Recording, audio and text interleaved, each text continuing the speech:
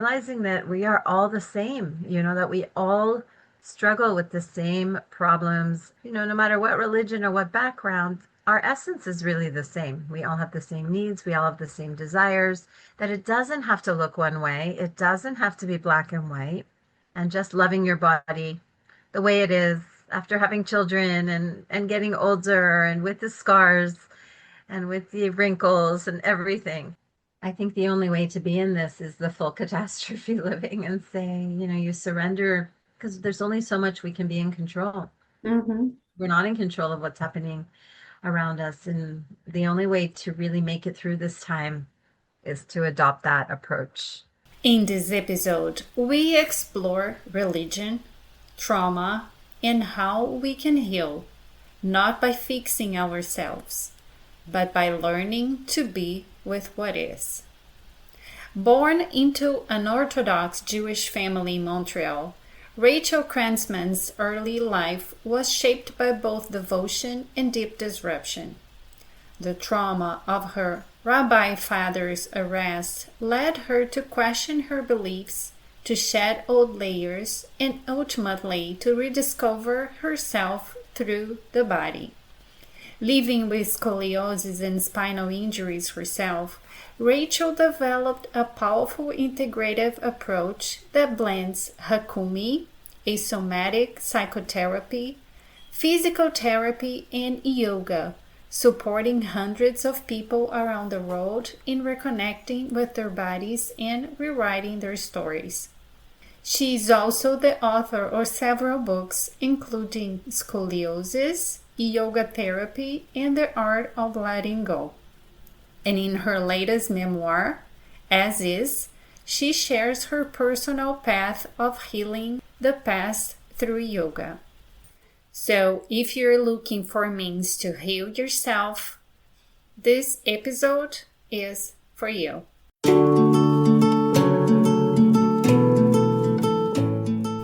Welcome to Good is What Makes You Feel Well, Mama Terra's podcast.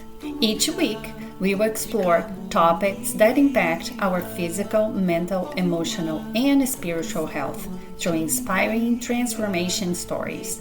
Here, you will find practical guidance and actionable strategies to apply in your daily life. I'm your host, Ana Rezende, author, health coach, and speaker. I'm here to help you protect your energy, strengthen your well-being, and thrive through life's transitions. If you are a student, a parent, a teacher, or someone who cares about well-being, go to Amazon and check my book, Living Your Best Life in College. Now, let's dive in and discover what really makes you feel well.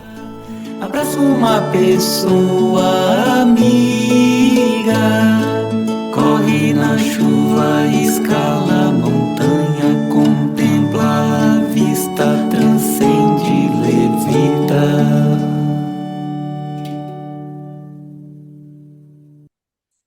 Good morning, Rachel. Good morning, Anna. Welcome to Good is What Makes You Feel Well. Thank you so much. I'm really excited to be here today. Oh, so good. For us to start our conversation, I would like to ask you what, in this moment of your life, makes you feel well? I have to say connections. I'm Mm. traveling and I'm visiting friends and my interactions and more authentic connections, real connections with people from the heart. That's what I'm really enjoying right now. I so love that. I so love that. So, speaking about connection, that is my intent with the podcast. Not only tell people stories, because I think our voice, when we tell our stories, are healing. And we can also help others, inspire others through our stories, but also to connect with people in a deeper level. So that's why I love it so much. So we have Yes, that in common. exactly. For me, Yeah. it's always been about the people, not the places. Yes, it's always about the people. Absolutely. I 100% agree. So tell me how this concept of feeling well has evolved throughout your life. I think in the beginning, to me, feeling well was healthy, not sick. I think well to me was just not feeling sick, having energy, and, it was much more physical, I Mm, think, in the beginning when I was younger. And I guess I was always somewhat healthy. I was always into sports or athletics. I went to physical therapy school. But I went through a lot of difficult times in my life. And emotionally, I would say I wasn't very peaceful in my mm, mind. I would say that mm. my mind was very busy. There were a lot of doubts, a lot of thoughts about what direction I would want to take my life, some confusion in my younger years, definitely. And I think as I've evolved and grown, I realized that the physical part of feeling well is just a small part. It's much more about what's inside. And so for me now, I would say that wellness is much more emotional and much more about feeling at peace, even if the world is not peaceful and even if my life is chaotic. Exactly. Finding that inner peace, right? That inner strength to be well, even though everything else is so chaotic. It is so important. And And the hard. body, It's yeah, hard. it's hard, right? It's a learning process, and the body will just follow.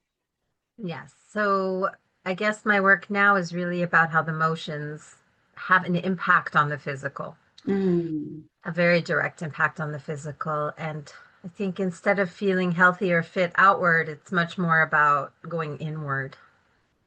yeah, I absolutely agree. It is so, so incredible.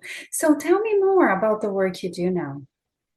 So the work I do now, I started as a physical therapist 30 years ago, actually, and working with healing people from injuries.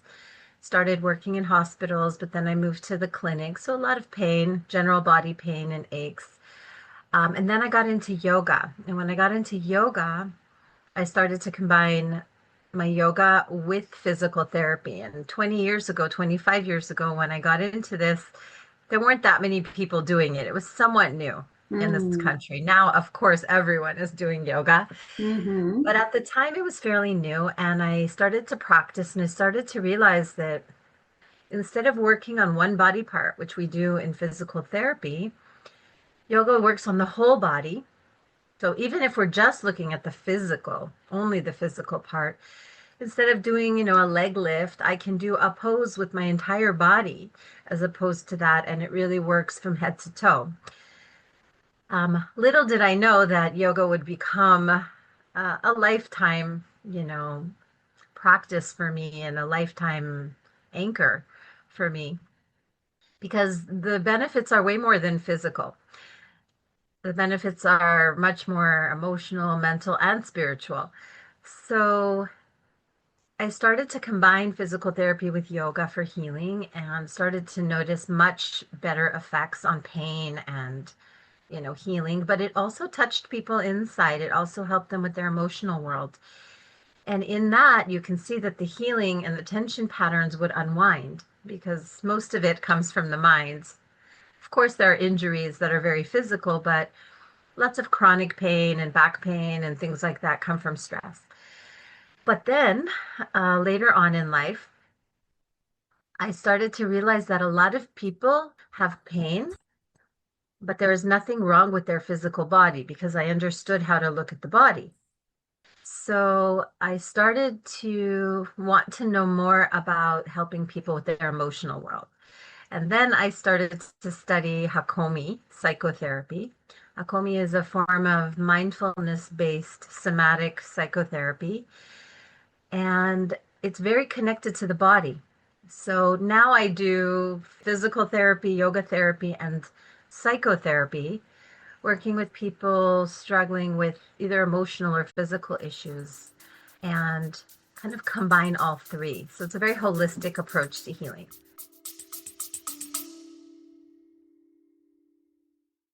If you are enjoying this episode but don't yet understand the multidimensionality of health, I created a free ebook to help you. It's a simple yet insightful few-page book you can read in less than 10 minutes. The ebook link is in the show notes. Now, back to the episode. Yeah, that is what I love the most. Working with the whole person in all the aspects and finding that balance, right? And that is what yoga brings us, that balance, that rootedness, right? Mm-hmm. Because we are able to move the emotions through the movements and the poses, and we connect so much with the spirit and inwards, right? So yeah, I love that kind of work. It's interesting because I've worked with some people who have pain that they can't explain, that it's not Mm-hmm. a medical issue. And if we go into the pain and we go into the story behind the pain, you can really see that there's usually a story or a trauma attached to that pain or that body part. And if we really go there, I've been able to help heal people from pain that nobody can explain medically anyway. Mm-hmm. Yeah. Yeah. It's the energy, right? It's our energetic body too.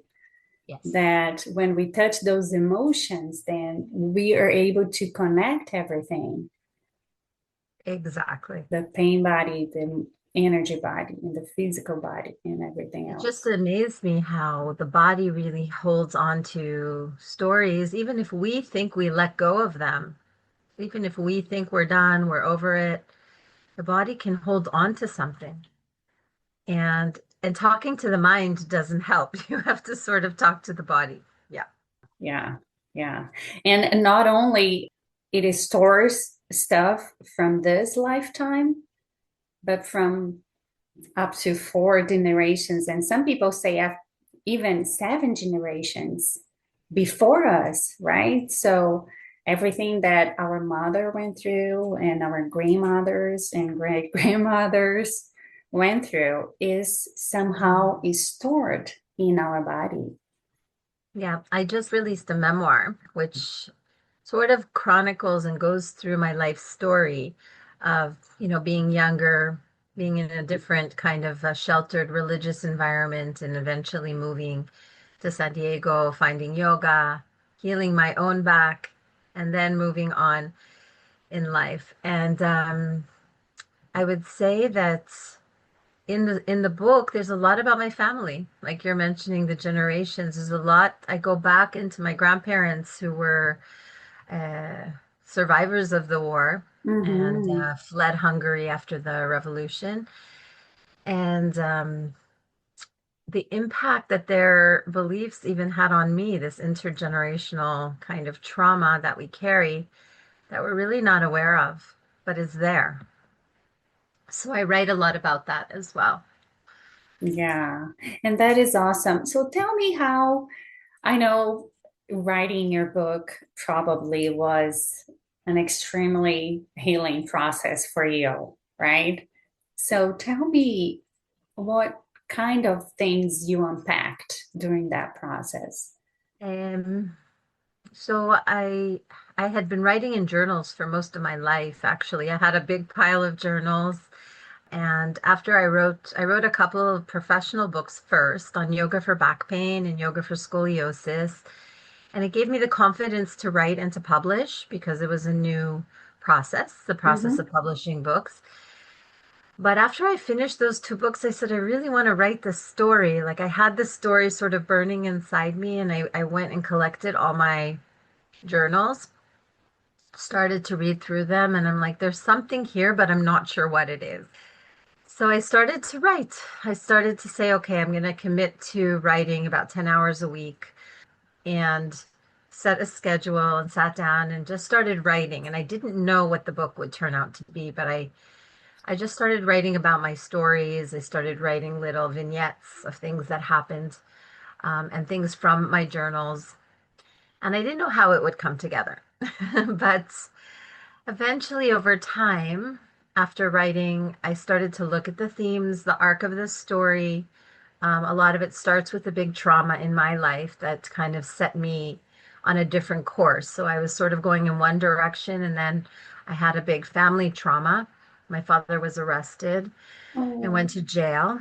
And the book starts there, sort of at this point where I was a young adult, newly married, and had this family arrest. And then kind of everything fell apart at that point, or it was the beginning of everything falling apart. But then I go back, like you said, to the past generations and to look at what caused this event to happen. And so it was a very difficult process. There were some days where I would write and, about a story or something that happened, and then I would literally sleep for a couple of days. Mm. It just was so intense for me to bring it up again. And I allowed myself the time that it took, and I didn't know if I would publish it, but I started just writing and feeling. And over 10 years, it took me 10 years. Wow. The longest it ever took me to write a book. My other book, which is pretty comprehensive, took 4 years. So and it was a lot because of the emotion it carried, the Mm-hmm. Of is course. the process of writing and putting it down and saying, I can't do this, I need a break. So there were a lot of those where I just took a break because it was too much. But at some point, I said to myself, the story started to emerge, and I realized this is not just a story about me and my life. Because I said to myself, who cares? It's just, who cares about what happened to me? It's just my life. But I started to see that this is a story that could relate to many people in the world. Really, Absolutely. anyone who Mm. has grown up thinking their life was going to look a certain way and then had a huge setback, something that changed, which is most people I know. And I started to disassociate from the story. In other words, in the beginning, it was a healing process for me, but then it just became about sharing with others my process of healing. And that's what I'm hoping to give as a gift to others, that it's not only my story now that it's out in the world. It's just a story, and it's what happened to me and how I dealt with it and what I'm doing with it and how it led me into this healing profession. But I hope it will give inspiration to others who are struggling with, having their lives turned upside down, or difficulties, maybe questioning beliefs or things that they were taught when they were young. And maybe they're saying, maybe that's not true anymore for me. Yeah. It's so powerful to tell our stories, right? So I love storytelling. And I think, as you said, that is a gift because through your own existence and the way you live your life now, you are living proof that there is a way through, heal all the trauma, and still find purpose in sharing everything and helping other people, right? Because as you said, so many others can and probably did go through the same problems as you because our communities and how things are in society, we have those pockets of certain kind of faith and tradition, and we grow up with those kind of beliefs and maybe family beliefs and different things. But as we grow, we can see and understand things with our own eyes and minds. So it is important. It is so important to tell our stories. It is so powerful. I'm thankful to hear that from you, because there is a lot of self-doubt that comes with telling your story, especially if you're not a famous person. People writing memoirs are usually someone famous and then you want to read about their life. But I had to throw that away. I said, there's an important message here. There's a story. And if it will touch the right people. It will reach the right people who need to hear it. Yeah, and that trust is so important. As we work with energy and healing through energy work, right? So we understand that the universe is always doing its part to help us, right?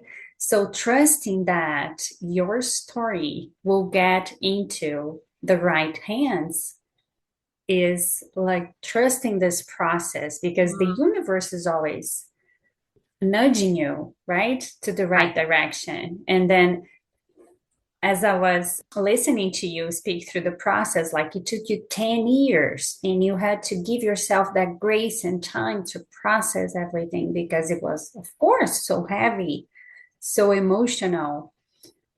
And those processes take a long time. It's not easy and it's not a quick fix. It's a work, right? So Yeah. you kept your intention and you had this purpose. And from what you told me, I think you had that intuition that this was going to be something bigger than yourself. Am I right? Yeah, I'm really happy that you just said that because it's a big message in the book that healing is not linear and things don't happen fast. And anyone who's going to promise you this one technique or this one workshop or this one weekend is going to, take away years of, deeply embedded beliefs and stories, it's just not true. And as much as we'd like it to be true, we'd like to take a pill and feel better. In general, that's not how it works. Every step of the way you make progress, every step of the way is helpful, but there are often, there's healing and then there's a setback, or there's a relapse, and then there's healing and then there's a relapse. And I guess my message is to stick to it, just like yoga, it's a practice. It's not something you do once or you go on a weekend retreat and you do a Mm-hmm. few times and you feel great and then it's all done. It's not. It's something you show up every day with boredom, with anger, with, not feeling so much energy. You still show up for yourself. And it evolves over decades. So real true healing is not going to be quick. It's going to be slow. There'll be moments of, big changes and then moments where it's less. And I think people need to stay committed to their healing, to their practice, to their wellness, and not to look for fads Mm-hmm. because those things they don't last. Yeah. Usually it's a lifetime process, right? Because we never stop learning and we No. never stop healing. But I love that you mentioned the retreats and the tools and the things because I think we just by using them, we are just piling up those resources and we become more skilled, right? More able to deal with all the challenges because we know that we have yoga that we can go to release a little bit of that body emotion. We know that we can go to a retreat and just dissociate from the world and take time to ourselves, to self care, to reflect, to go inward. We know that we can journal. So, all those tools, I think it's so important for us to talk about them because they just make us more resilient. They gives us like ways to Hmm. process everything. It's not that one thing will be the magical thing. It's kind of a little bit like going on a cleanse, or a detox where you do that. And it's important because you want to kind of jumpstart your Mm-hmm. process of taking Mm-hmm. care of the body. So you might do something a little more extreme and, change your diet for a week and do something, much more intense. but it's almost like a reset. And so it's not about that. It's about you reset so that it motivates you to continue being mindful about what you put in your mouth. So it's the same thing with yoga and retreats and all of these experiences. They're super helpful and they give you a really deep experience of the impact in a very short time. But then it's really up to you to kind of take that knowledge, take that experience, and find a way to integrate it into your day-to-day life. Yeah, absolutely, absolutely. I think they're important because on doing them, we can have so many insights and so many breakthroughs, right? So, like doing a retreat, we can have a big download of a way to change our mindset or a way to understand others and those kind of Mhm. things that are so so helpful. Everything that we do, we're just learning, and we But learn through also everything. sometimes we have to stop, we have to get away from the world, like you said. We have to stop being on autopilot and, you know, unplug and find something deeper. And then once you have that experience, you know it's there. It's always with you. Yeah. Yeah. And one thing that you mentioned that I absolutely love is being mindful. And that is another so important thing that we don't learn from No, anybody. We don't learn at school. Learning to be mindful is so key in the healing process. we should learn it in school. I think Yeah, we kids should really learn it. Hopefully, some kids, maybe get some yoga or breathing exercises, but not very often. I think what could be helpful for parents who have kids is just to ask kids when they're upset, let's say they're crying or they're scared or they're having an emotion to to mirror them, to say to them, what are you feeling now? Are you scared? Are you feeling sad? Are you feeling, nervous? Where do you feel it? So if parents would do that more with their kids, I think it would help the kids look inside a little bit more rather than acting out. But it doesn't happen very often. I know it didn't happen in my generation. That's not what our parents were saying to us, but maybe now we can do something different. And the thing we do in HAKOMI in psychotherapy is that we ask people to notice where in their body they feel something. So mm-hmm. if there's an emotion and something comes up, we really ask them to go in and to notice. And it's not easy for a lot of people to feel that. And so we teach them the skill of paying attention. We teach them the skill of being mindful. Mm-hmm. And we can do that by just tuning into sensations in the body. Yeah, that is the first time I heard about this kind of psychotherapy, and I really absolutely love it. So, is it from It's actually, Asia? No. no, it sounds Asian, but it's actually a Hopi word. So it's Native American, Okay. the word Hakomi. And Okay. it means really, who am I? Or who am I in Oh, relationship to all of these realms, all of these uh-huh. layers or sheaths. But it actually was developed in the United States in Boulder, Colorado. Okay. And it's a method of really combining a lot of different types of psychotherapy, from talk therapy to more body-centered therapy. And it's a very powerful approach. I'm actually surprised that more people haven't heard of it. I fell into it when I met someone who was doing yoga, and I said, I want to learn more about trauma and how trauma is held in the body. And he said to me, well, then you need to study this. And I was like, never heard of it. Okay. I went to the first meeting, to meet the teacher, and that was it. I went through the entire process and became certified. And for someone who's gone through trauma, and that's what I write about in the book, I feel that this method, I feel like every therapist helped me along the way, and that, there's benefit to most styles. But to me, the Hakomi method was the most powerful for change. Hmm. Because again, it wasn't me telling my story, it wasn't me talking, because I understand what happened to me, why I responded the way I did, why my parents responded the way they did. I kind of get it intellectually. But what didn't change was the feelings I was having inside or my behaviors. And so for me, this method of psychotherapy was the most powerful for changing from inside out. So you change the beliefs, you notice them first, you change them from inside. We do that in a lot of different ways.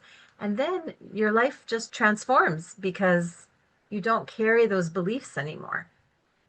Yeah. The So if you, transformation yeah, always 'cause comes from within. yeah, but if you always believe I'm not good enough, for example, Hmm. then everything that you do is going to reflect that belief. And you can change your behavior on the outside, but if you really get in there and start to feel good enough, then everything else you do will change. So that's the basic way that Hakomi works from the inside out. Hmm. Yeah, changing your beliefs and your thoughts, and then moving into habits and creating that new lifestyle. But we believe that the change comes once you change the belief, that you don't have to change the behaviors. It's just a They different will form. follow. Yeah, that they will follow. Exactly.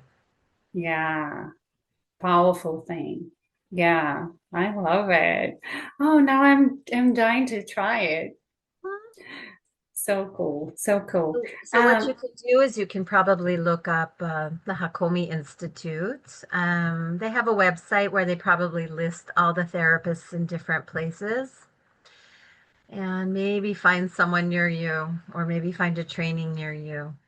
hmm Is this something that can be done online or it needs to be in person? I'm not sure how they're doing the training these days because I know a lot of things have moved to online. I think that there's a portion of it that can be done online, but I think that it's not the kind of therapy that's it's pretty deep work and it doesn't you need to do something in person. So I Mm, assume some trainings might have like residential for a couple of weeks and then you go back and maybe do some online.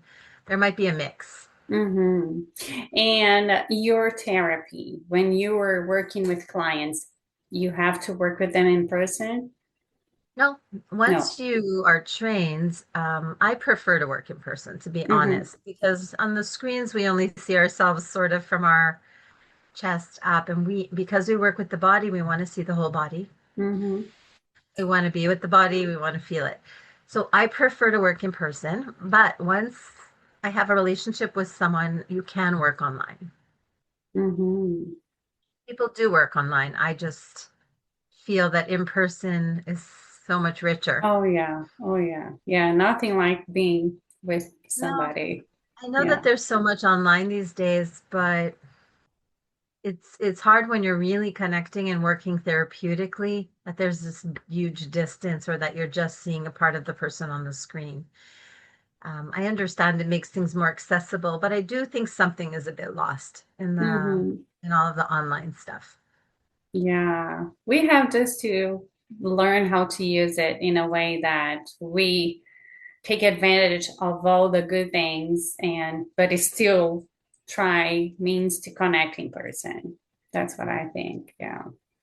Yeah, awesome. So I thought it was so interesting that you came from Montreal because I lived there for 2 years.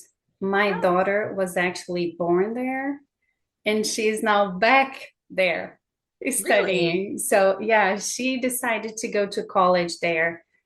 So we have this, this link with Montreal, and it's a city that I love. I love Canada. It's such a beautiful country. So tell me how this journey was for you moving from there and stopping at Boulder at some point of your life to do your training? No? San Diego. Oh, I San went Diego. from Okay. Montreal. I lived in Montreal I was born and grew up there, so till about the age of 27, and I lived in a very Jewish community. That was Uh-huh. My father was a rabbi. The father who got arrested was a rabbi who spoke in synagogue and was a public figure, Wow. which is why it was such a trauma. And, I grew up kind of traditional, went to an all-girls school, followed the letter of the law, and got married at a young age. With a Jewish too? Right. Yeah.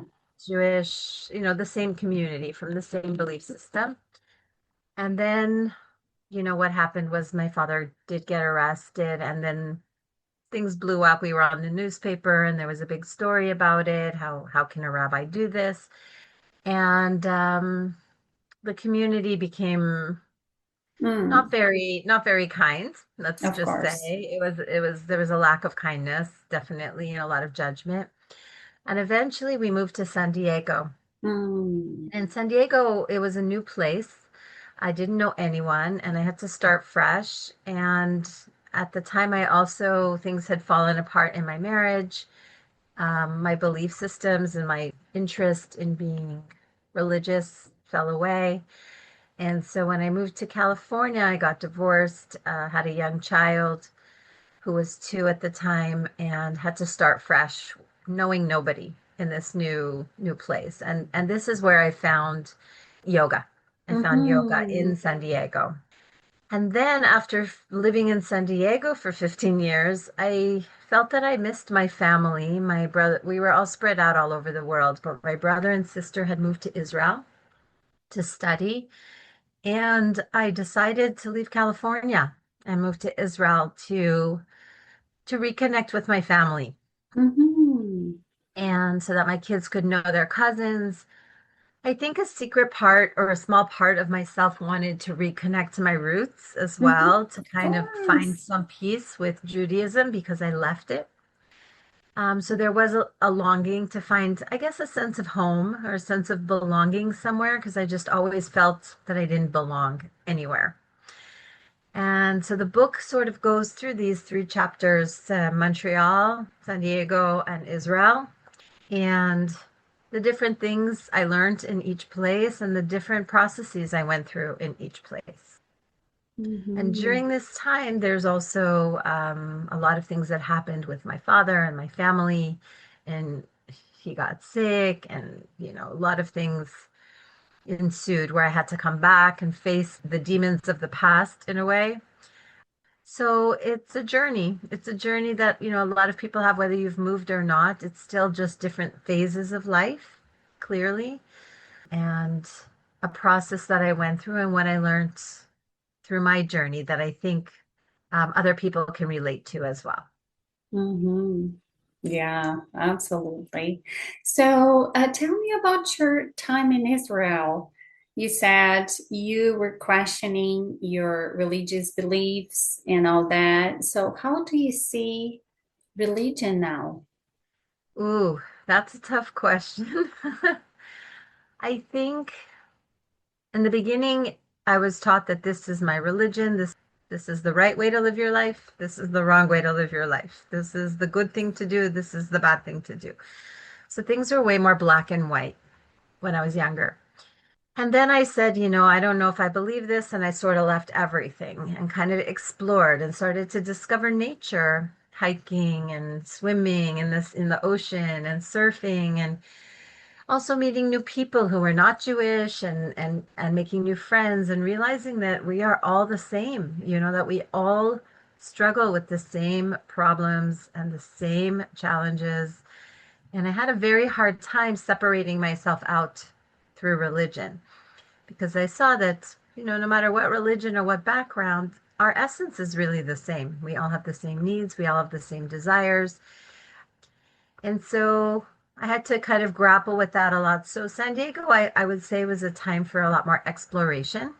Mm-hmm. Whereas, my time in Canada was very black and white, and I sort of was moving along a certain path. But as soon as I went to California, I was able to recreate myself. And also, it's a very free place. California Mm-hmm. is very do whatever you want, nobody cares, be who you want to be, look however you want to look. It's fine. So it gave me the freedom to explore. And I would say that when I came back to Israel, I had to reconcile. those two things, this sense of, well, who am I? These are my roots. And at the same time, really, I don't want to be separate from other people. I think religion separates us, and I don't really want that separation. I want it to feel that we can all, we can all just be people who Be just have good one intentions. humanity. Yeah, which I really still believe very much. But it helped me to see another side to my culture and another side to my Judaism and religion, that it doesn't have to look one way. It doesn't have to be black and white. And there are parts of it that I can appreciate and not be angry about, because I Hmm. think I was very angry about a lot of things in the culture. And so when you push something away, it's also just as bad as doing it, because it's still very much in your consciousness. So I think that it gave me the ability to be connected to my culture and my roots without being hardcore, dogmatic about anything, and to still maintain an open attitude and to find a way just to be me in a way that I was comfortable. And I do feel that Israel helped me find a way to be Jewish in a Hmm. way that I was comfortable Make peace with your without all the past. dogma. Yeah, Yeah. without all the dogma for me. And yet to really enjoy the positive things that I didn't appreciate. So it has been a healing process for me to be there and to see how many different religions live, in one country. And it's not without its problems. Everywhere you go has its problems, especially now. But I do believe it's a very special place. I can imagine. Yeah, I can imagine. It's the process of making peace with what is. Yeah, there is always good in everything and light in everything. So, exactly. Like to find the good things, and to yeah. see that I think all paths lead to the same place in the end. Mm-hmm. So it's not that I have to necessarily be someone I'm not or take on a new path, that I can also find it within my culture. Mm-hmm. Um, and to appreciate what it gave me. And Mm-hmm. at the same time, not to take the things that I feel separate me from others. Yeah, it's Kind of just let that. go of that. Uh-huh. Yeah, I love that. So I think that works for everything in life. We just take whatever we believe and it makes us feel well, and we let go of whatnot in every culture, in every book we read, in everything we do, right? There's always going to be things that resonate and things that don't. So we just take in what resonates and let go of the rest and make peace with what is. Yeah, Yeah. definitely. I agree. Yeah, wonderful, wonderful. So, Rachel, is there anything that you would like to speak about that I did not ask you? Just really that people can access my book on all the platforms. It's on Amazon. That's important. And it's also available. I have a website that talks a little bit more about it. Mhm. And my website is my name, rachelkrentzman.com. It's called As Is, a memoir on healing the past through yoga. And that I hope people will read my story and be inspired and find their own way. I don't think that there's one way, but that this book would be more of an inspiration, guiding people to really connect to their truth and to believe their truth, and that if they're suffering, that there's a way out and that they don't feel so alone in their struggles. So that's my hope for the Mhm. book. That's what I'd like to leave people with, to know that it's not easy. Like I said, it took 10 years to write the book, and this was my process. And you don't have to write a book to heal, but it was just my process, but that it took time. Yeah, and I love the cover. It is so Thank pretty. you. Thank you. Yeah. And the It's a photo title, shoot I did a long time ago, actually. Not a oh, it's long time ago. you. It's me. I'm Oh, on the cover. Yeah. oh And it's a man. picture I always thought I would from the use photo it. shoot I did that maybe I'll use a photo from it. It's scary to use photos like this because it was very much it was a very powerful experience to do this photo shoot with a woman who's very focused on loving yourself as you are, and the book is called Mm-hmm. As Is, so I feel like it was very relevant. Mm-hmm. And she does it through photography and through understanding the female body and just loving your body the way it is after having children and getting older and with the scars and with the wrinkles and everything. So it was a really powerful experience for me to see myself and to allow myself to be photographed in that way. And so the photo is me, and it does hold a lot of emotion, Meaning, yeah, emotion. and meaning for Yeah. me. Hmm. Yeah, it's so pretty. And I absolutely love the title as is because this is, I think, the big mystery that we need to understand, to accept what is as is, I mean, right? this is what yoga is. This Mm-hmm. is, for many years, I wanted things to be different. I wanted to be different. I wanted my family to be different. I wanted my life to be different. I thought if I changed locations or I changed friends or I changed husbands or partners, that things would change. But in fact, you really just bring yourself to every situation that you're in. Yeah. And the hardest thing to do is to be with things as they are because we cannot change people necessarily and we cannot change what's going on in the world around us. The only thing we can do is work on ourselves. Mm-hmm. So, yeah, I also very much connected to the title. Yeah. There is a book that I love from John Kabat-Zinn that the title is Wherever You Go, There You Are. So it's all about being mindful that once we accept whatever it is as is, that's the door to growth and self Yeah, development. I think it's the only way to find happiness and not happiness in a sense of, laughing and smiling all the time, but more of a deeper contentment Mm-hmm. from the inside, as if we accept things as they are. We don't have to like them, but we can Mm-hmm. also make peace with them. This is the way it is. This is what's happening right now. Yeah, yeah. Another book from John Kabat-Zinn that you touched, Full Catastrophe Living. Living, yes. Yeah. By the way, those two books were the first two books I read on kind of Eastern spirituality in a way. It's Uh-huh. funny that you mentioned those, but those were some of the first books I read when I started getting into yoga. Yeah. Exactly. And he's so good. He's so good. So I love his books, and it has impacted me and my story. We Hmm. have to leave the full catastrophe and accept everything and still find inner peace. We can do that now because I think we're living in a very, very complicated time. Oh my gosh, yeah. I don't remember a time as complicated as now, and I think the only way to be in this is the full catastrophe living and saying, you surrender because there's only so much we can be in control.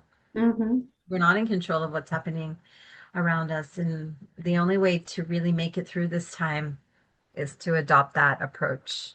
Yeah, I love it. All right. So I'll have your book title and link in the show notes. I can also add the other two books, the yoga books you Mhm. wrote, and your website, of course, for people if they want to work with you as a psychotherapist or HAKOMI, know more about HAKOMI and whatnot, they can find you easily. Mhm. All Thank you so right. much. I really appreciate it. It was a really nice conversation, and I hope that people are inspired to live a more fulfilling, more peaceful life. I hope so too. Thank you so much, Rachel. You're welcome.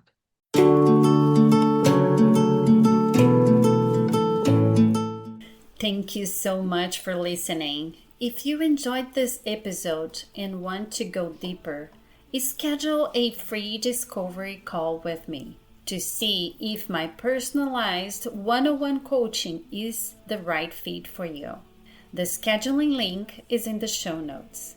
See you in the next episode. Until then, remember, good is what makes you feel well. Corre na chuva, escala